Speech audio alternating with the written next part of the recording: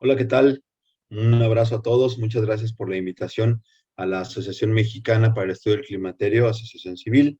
Y, y bueno, pues en este momento agradeciendo la invitación para hablar acerca de lo que es muy frecuente en nosotros. Me presento, soy el doctor Ulises Martínez de León, soy traumatólogo ortopedista. Un saludo desde la ciudad y puerto de Veracruz, que es donde radico y donde hago mi práctica privada. Soy expresidente del Colegio de Cirujanos de Ortopedia del Estado de Veracruz. Soy actualmente el titular del área de trauma de la Federación Mexicana de Colegios de Ortopedia y Traumatología, Asociación Civil, y también soy miembro del comité científico de dicha federación. Y bueno, pues me invitaron a platicar con todos ustedes acerca del manejo y tratamiento de las fracturas por fragilidad y prevención de la segunda fractura. Es un tema por demás apasionante porque realmente es tomar en consideraciones algunos aspectos que como cirujanos ortopédicos se nos olvida, el hecho de que nuestros pacientes tienden a llegar con nosotros por una fractura, pero obviamente esta fractura se produjo por un padecimiento y después de esta fractura seguramente puede ocurrir otra más. Vamos a empezar por definir la osteoporosis. La Organización Mundial de la Salud la define como una enfermedad esquelética sistémica progresiva que se caracteriza por la disminución de la masa ósea y un deterioro de la microarquitectura del tejido óseo y con un consecuente incremento en la fragilidad del hueso y susceptibilidad a una fractura. Entonces, como vemos en la misma definición, ya estamos hablando de que se trata de una enfermedad que afecta a un órgano completo, que es el sistema óseo, y que desafortunadamente tiene una característica por ser progresiva, es decir, conforme pasa el tiempo podemos ir teniendo mayores complicaciones y desafortunadamente esto nos expone como grupo etario a la presencia de que cualquier evento traumático se pueda traducir en una fractura. Y bueno, pues aquí nos surge una interrogante. ¿El hueso es igual a calcio? Pues la respuesta es no. El hueso es un tejido conjuntivo que es mineralizado y además de todo se encuentra estructurado en laminillas de matriz osteoide calcificada con depósitos de hidroxiapatita, calcio y fósforo. Es un tejido dinámico, es decir, es un tejido que está en constante recambio y nos permite la formación y resorción del mismo. En promedio, sufre una renovación del 5 al 15% del hueso total al año en condiciones normales. Y entonces el hueso es un tejido conjuntivo mineralizado que se encuentra estructurado y que tiene depósitos de varios minerales que son fundamentales para la homeostasis del metabolismo mineral óseo. Entonces, pues nos surge la otra pregunta. Entonces, ¿el hueso es un órgano? Pues sí, efectivamente. En el hueso encontramos un estroma medular y bastantes células que están dentro del mismo órgano, como dentro del estroma medular, las células hematopoyéticas, las células mesenquimales, encontramos adipocitos, encontramos macrófagos, encontramos mastocitos y células endoteliales, y obviamente pues todas las células madres que nos pueden ayudar a derivar en diferentes tejidos. Y entonces en el tejido óseo, que ya estamos hablando en la estructura, encontramos osteoblastos, preosteoblastos, osteocitos, osteoclastos, preosteoclastos y células linfoides. Entonces, como ustedes pueden ver, este órgano que se encuentra dividido por células que se encuentran dentro del estroma medular y dentro del propio tejido óseo son diversas. Entonces, pues ya que sabemos que el hueso no es igual a calcio, nos damos cuenta que las células madre pueden dar origen a 5 estirpes celulares distintas, como son los fibroblastos, los osteoblastos, los condroblastos, los adipocitos y los mioblastos, es decir, una estirpe celular de tipo mesenquimal. Y bueno, pues ¿qué factores son los que nos ayudan en esta diferenciación? Pues bueno, tenemos la diferenciación genética, los genes de G-del-Go, así como los factores de transcripción, proteínas morfogenéticas, y bueno, finalmente los marcadores de diferenciación, como son el colágeno tipo 1, la osteopontina, algunas cialoproteínas y la osteocalcina. Como vemos, entonces hay diferentes estructuras que nos ayudan a realizar esta diferenciación y a que una estirpe celular se vaya hacia un lado o al otro. Bueno, pues los factores que estimulan a la formación de la matriz ósea, que es la hidroxiapatita, que es la parte más fuerte y resistente del tejido óseo, pues tenemos principalmente al osteoblasto, y el osteoblasto se encarga de sintetizar proteínas de colágeno y no colágeno. Sintetiza citoquinas que son importantes para mantener el balance y el equilibrio dentro del hueso, y además de esto sintetizan factores de crecimiento. Los marcadores de diferenciación, el colágeno tipo 1 y la osteopontina, y la cialoproteína y la osteocalcina. Entonces, como nos estamos dando cuenta, existe una influencia bien importante para poder diferenciar una estirpe celular o la otra, que nos ayuda a mantener la salud ósea. Bueno, dentro del metabolismo óseo tenemos proteínas que se encuentran dentro de la matriz osteoide, y tenemos, pues dentro de estas proteínas, el colágeno, y encontramos el colágeno tipo 1, el 3, el 5 y el 8, así como encontramos proteoglicanos, como el condroitin sulfato, la decorina, el biglicano y el hialurano, además de proteínas con ácido carboxiglutámico, como la osteocalcina, la proteína de la matriz con ácido y gamma carboxiglutámico. Entonces, estas proteínas son importantes, su presencia dentro de la matriz osteoide, porque como habíamos platicado, en este órgano que se encuentra en un dinamismo importante para mantener su recambio, encontramos también glucoproteínas como la osteonectina, fosfatasa alcalina, proteínas como la fibronectina, la trombospondina, la osteopontina, la vitronectina y cialoproteínas óseas. Y algunas proteínas del plasma, como la albúmina, la alfa-2 glucoproteína, además de factores de crecimiento, como el factor de crecimiento insulínico 1 y 2, así como el factor de crecimiento transformante beta y el factor de crecimiento derivado de plaquetas. Como nos estamos dando cuenta, el metabolismo óseo tiene un rol muy importante tanto de inmunovigilancia como de un mantenimiento y un recambio para mantener la salud del hueso. Entrando directamente a lo que es la matriz ósea, entramos en el concepto de que la matriz ósea representa alrededor del 65% del peso óseo. Acuérdense el viejo truco de tengo huesos pesados. La realidad es que la osamenta como tal es pesada. Y está formada principalmente por calcio, fósforo y carbonato en proporciones de 10:6:1, en forma de pequeños cristales de hidroxiapatita, y en menor proporción existe magnesio, sodio, potasio, manganeso y flúor. Todos estos elementos que vemos que se encuentran en un recambio constante nos ayudan a mantener diversos factores propios de diversos procesos metabólicos dentro del cuerpo, y que tienen un almacén importante dentro del tejido óseo. Bueno, pues entrando en materia como tal, estudios de osteoporosis en mujeres han demostrado índices de pérdida de hueso acelerada durante la transición a la menopausia, y el calcio es recomendado para poderlo suplementar en una dosificación diaria de 700 a 1200 miligramos día, la vitamina D de 600 a 800 unidades internacionales día, y se recomienda una actividad moderada, una actividad física que nos mantenga controlada este tipo de pérdida muscular, que también se lleva a cabo por medio de lo que es la pérdida progresiva muscular, así como la exposición solar suficiente para poder funcionar como un cofactor de diferenciación de la vitamina D, y mantener estándares del peso ideal, que son medidas prácticamente recomendables para mantener el metabolismo mineral. Esta sarcopenia que hablábamos respecto a que nos acompaña en el proceso de osteoporosis, tenemos que tomarlo mucho en consideración, dado que es importante la interacción que guarda el músculo con el tejido óseo.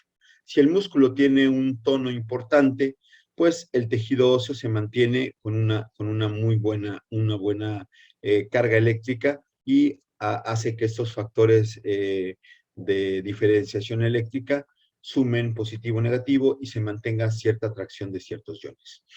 La ingesta de calcio al día en México se proyecta con este estudio, que es un estudio muy interesante del doctor Rodríguez y sus colaboradores, respecto al análisis en el Sistema Nacional de Salud para poder ver la suplementación que se lleva en diferentes estadios. En el embarazo, en la lactancia, en pediatría y en osteoporosis, como ustedes pueden ver, existen ciertas diferenciaciones dependiendo el estado metabólico en el que se encuentra nuestra paciente y las recomendaciones de suplementación por miligramo día. Entonces, pues bueno, tenemos que considerar que estamos ante un problema importante que puede aquejar a nuestros pacientes. ¿Por qué? Porque, bueno, pues la fractura es el grado máximo de la enfermedad. Y si nosotros tenemos en control a esos pacientes, a esas pacientes con una disminución progresiva de la mineralidad ósea, pues tenemos que tomar acciones para poder prevenir este tipo de lesiones, ¿no? Una parte muy importante es la realización del test FRAX, que como muchos de ustedes conocen, es una herramienta clínica sumamente importante, es una herramienta clínica que nos da un muy buen factor de prevalencia de esta enfermedad. Y bueno, pues podemos contar también con estudios paraclínicos, podemos también echarnos mano de estudios de gabinete, de estudios de laboratorio, y pues siempre que exista la posibilidad de estudios especiales. Pues como todo, ¿no? En toda la dinámica de nuestra Sistema Nacional de Salud, con las carencias que desafortunadamente cada uno tenemos en nuestros sitios de acción. Algunos tenemos acceso a estudios especiales, otros no tanto.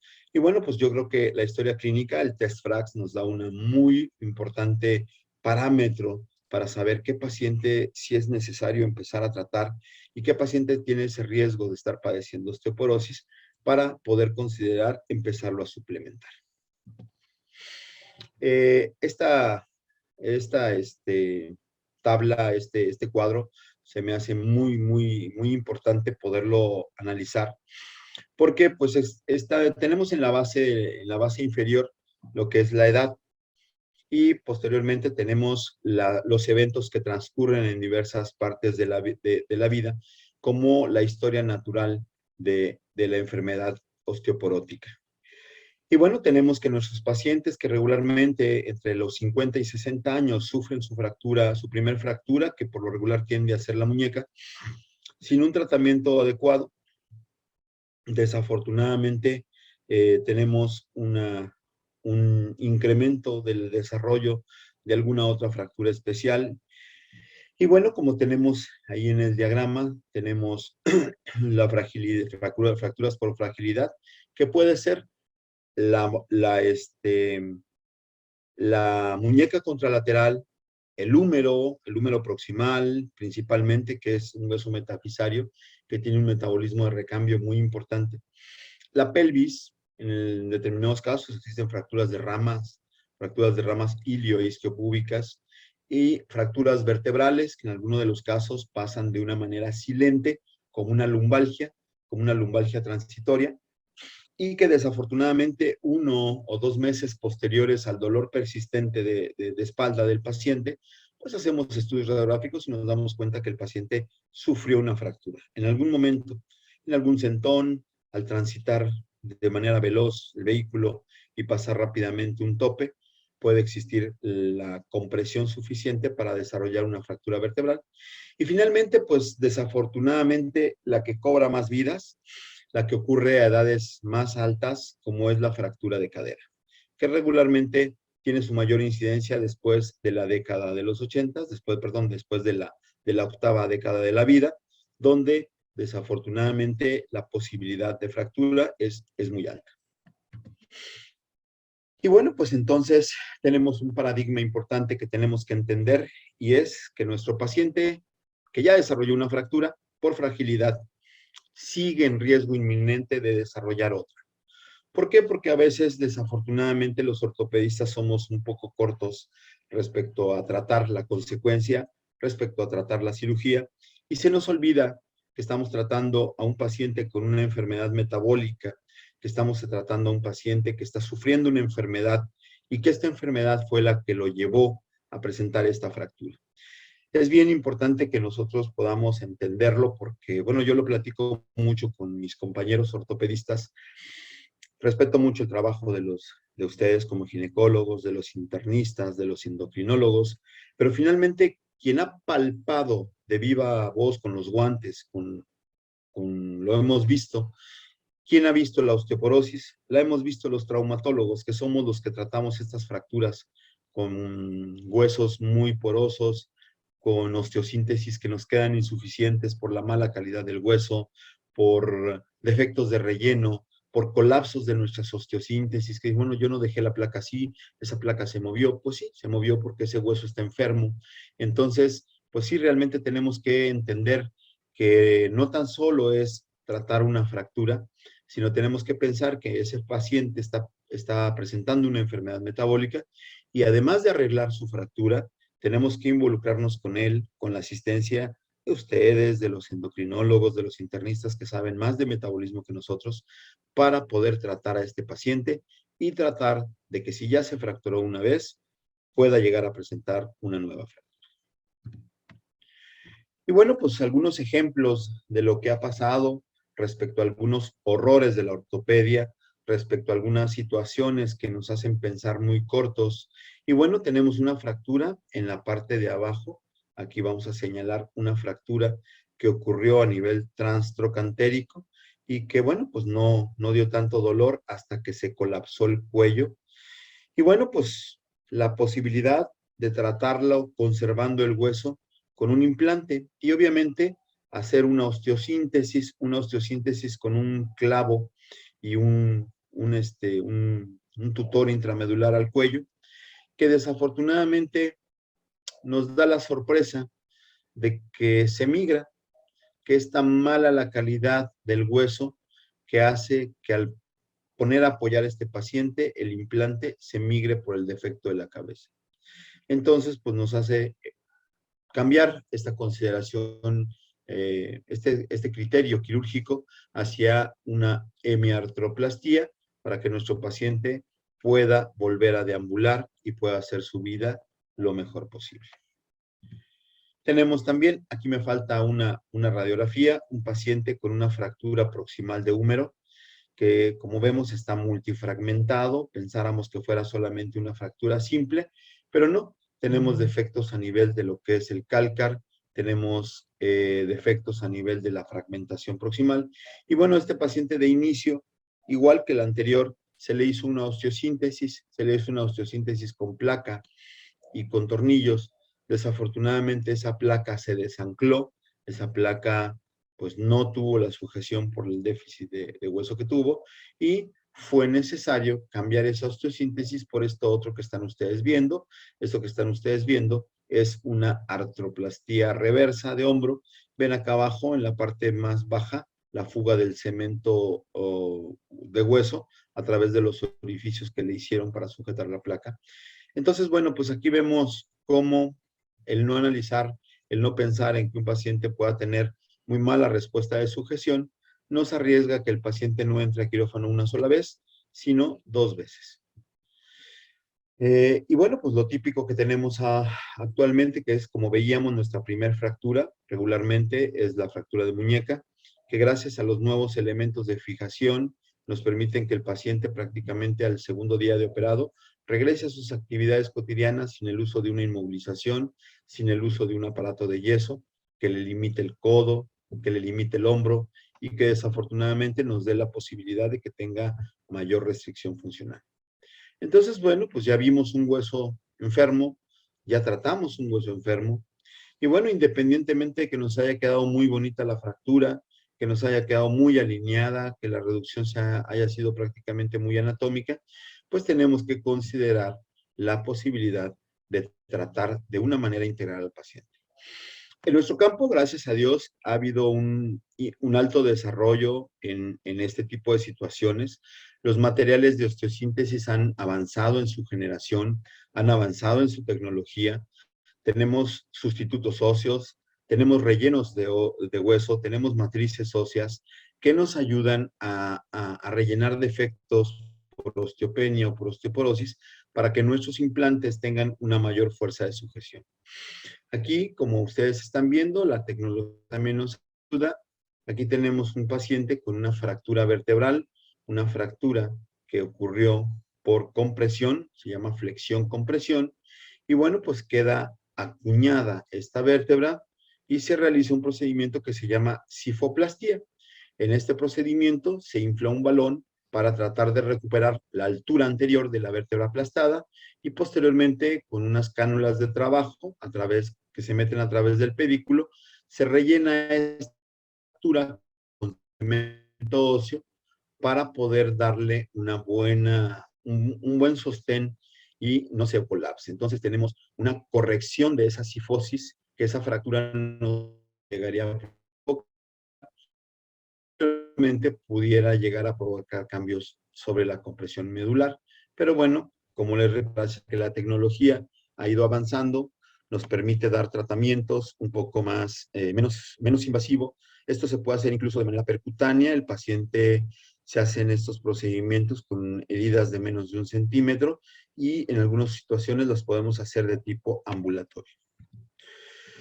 En este otro caso es un paciente que también tenía una porosis muy severa, una señora de 91 años, en el cual decidimos hacer un relleno. Aquí pusimos cemento óseo para tener una mayor sujeción de la placa y la paciente volviera a hacer sus actividades lo más normal posible. Afortunadamente, con una fijación fuerte, con una fijación estable, la paciente regresó a sus actividades de una manera pronta. Pues a los 91 años buscamos consolidación, la realidad es que ya no, este relleno con cemento óseo nos permite que la fijación sea fuerte, estable, para que tenga una movilización de su cuerpo.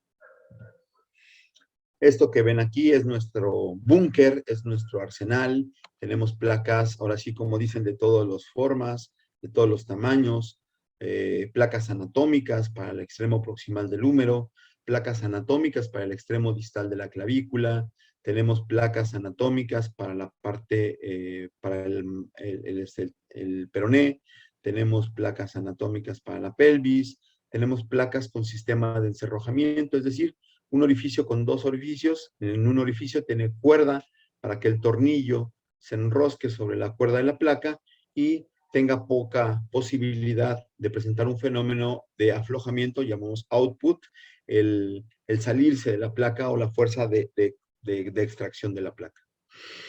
Y bueno, pues no se trata solamente de operar, algunos ortopedistas se nos olvida esto y queremos solamente poner placas, poner tornillos, poner prótesis. Y bueno, tenemos que darle un seguimiento importante a nuestros pacientes que están enfermos, tenemos que dar un complemento farmacológico, tenemos que dar vitamina D mayores de 60 años, con una ingesta, como platicábamos en las recomendaciones por día, de 800 a 2,000 unidades día, así pues lo máximo de 4,000 unidades días. Calcio. Todos los mayores de 51 años se recomienda una suplementación. Antirresortivos, como son los bifosfonatos, el denosumab, y el único osteoformador que hay registrado por FDA, como es la teriparatida.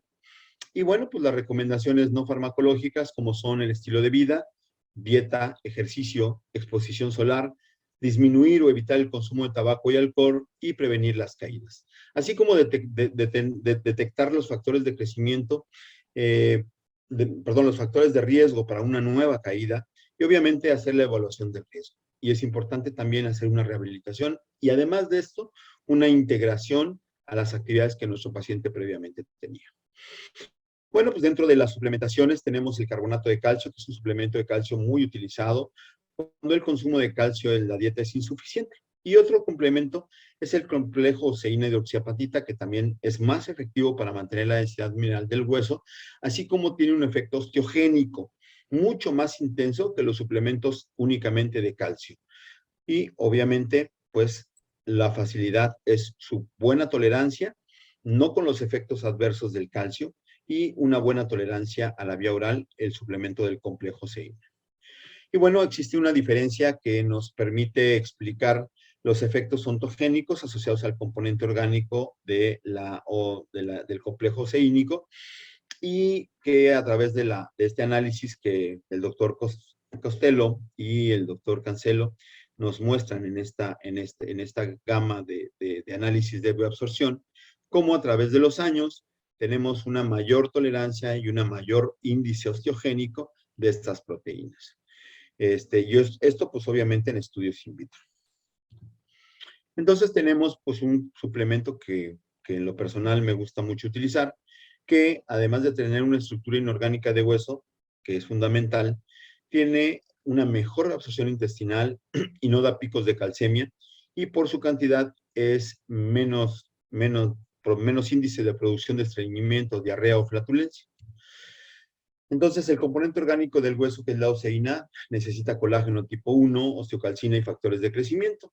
Aumentan la formación del hueso, estimulando los osteoblastos, reduce la reabsorción y retrasa la actividad de los osteoclastos. Tiene un mayor efecto sobre el metabolismo óseo que la suplementación únicamente con calcio. Como pueden ver, abajo hay un artículo muy interesante para que puedan revisarlo posteriormente.